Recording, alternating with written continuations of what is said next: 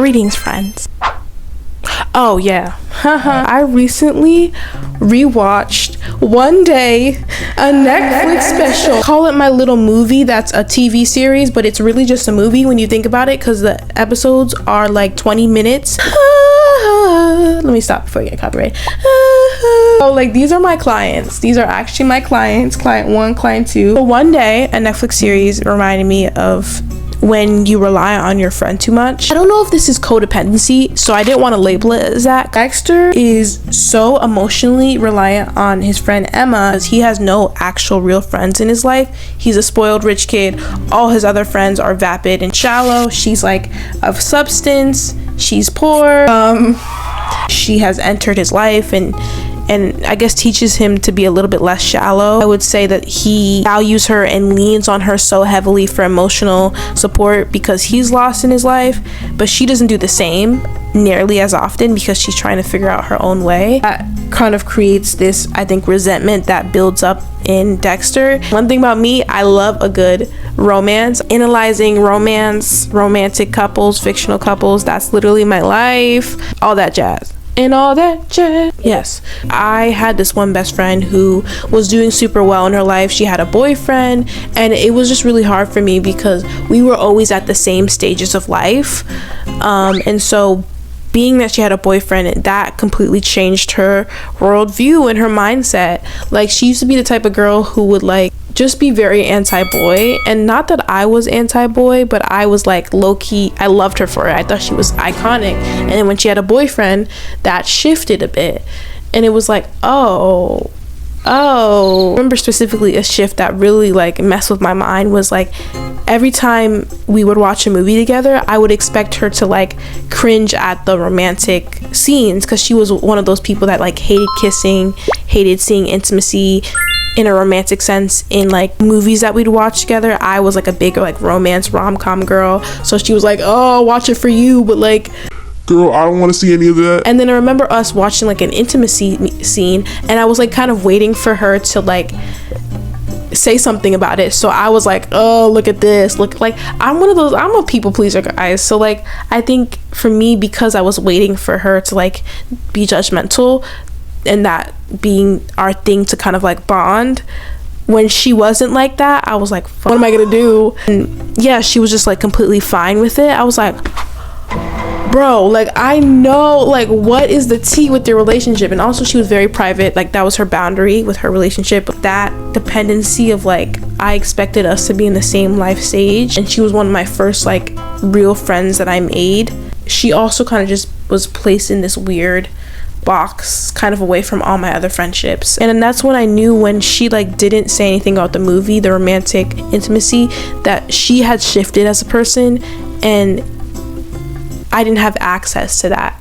It made me feel like I relied on her too emotionally, because I relied on like that validation of us being in similar places. And for the longest time was the main friend she would hang out with a lot. Like, we used to hang out every day, and then she had new friends that she made her senior year of high school. Seeing her have like a friend group for me was hard, because again, I relied on her for that emotional weight. Having her split her time for like, from like, oh, like, I'm hanging out every day to like kind of factor you in, made me feel like I relied on her so emotionally more than she did me, or I needed her more than she needed me.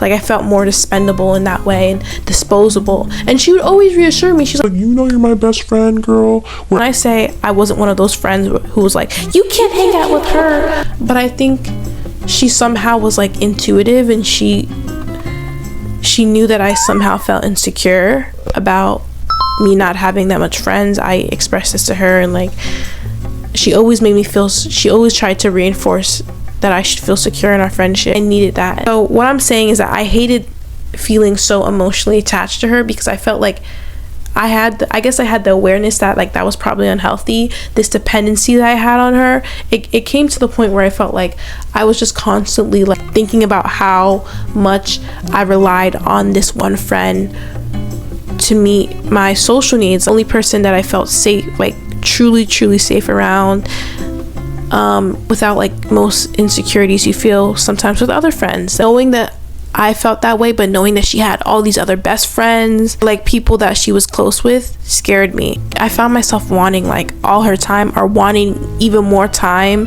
and even more of a control over, knowing for certain that like I was her main friend, number one friend over all these other people. And that was toxic. That's where I started to be like, okay, I'm just gonna distance myself, you know, I need to stop like needing her as much as I do. That's where I started to like not really contact. Well, I already had a really bad communication style with her over the years. You know, at the time, something that actually fundamentally changed our friendship. In a way, ironically, this is my karma, because I remember one part in our friendship, I think this was like probably like middle school, where she would like get upset with me about like not communicating. Just like, so I think that was probably her kind of flip side of like to hang out more, and I was like canceling a lot. At the time, it was shame. I noticed that she stopped caring as much. At least that's the switch that I found. Like, I think that we were so attached to each other beginning our friendship, and then it felt like I was more attached, and it felt like she started to like pull back in small doses. And I just wanted to be there. I wanted to like be there in our friendship for her, and like I wanted to really support her. And because I feel like somehow she was pulling back from me and I just couldn't identify how, it made it really hard for me to be there for her. Pulled back from her, like I wasn't really answering her a lot, and I was trying to like have a life, because I want to clarify, she had a life senior year and continues to have a life, continues to make more friends, and I still don't have a life. So that was really hard for me, because then we were like in completely different life stages, right? And she was experiencing things with her friends, and I just was not doing anything. So yeah, it was like one of those things where that also made me feel like I need to start having a life. Whether you realize it or not, I do feel like your friends influence you to do things with your life. Like, your friends are a reflection of you. What they do reflects on you. I know that I've gotten a lot of my habits from her too, like even my mannerisms. Like, I'll cover my face when I eat. She does that a lot. The reason why our friendship is the way that it is because I let her down early on, and I wasn't being the friend that she felt like she needed. And maybe as time went on, she expected less from me. I hate that. When I think about that, that really hurts. I'm glad we're still really close, and I've gotten over this idea of like resentment and like trying to like not need her more or less, or like feeling like I could potentially hurt her if I too clingy. Like, that was also an issue that I was having, where I feel like that's also another reason I pulled back. There was a lot of reasons. She was doing things that I felt were out of character for her, and I just didn't know it wasn't out of character. It was just that she was experiencing a different part of her life, and so it made her the way that it made her. Does it make sense? Now, if I had a life, I would be less dependent on her, because I would have a lot of things going on, so I wouldn't have to feel like I need her as that crutch in my life, even though she's still my friend regardless. But I think a part of the reason why I was so hyper fixated on our friendship was to focus on that instead of focus on myself and how lost I felt. And on that note, subscribe if you feel me, if I get you and you get me, and we can have a conversation and we can chat.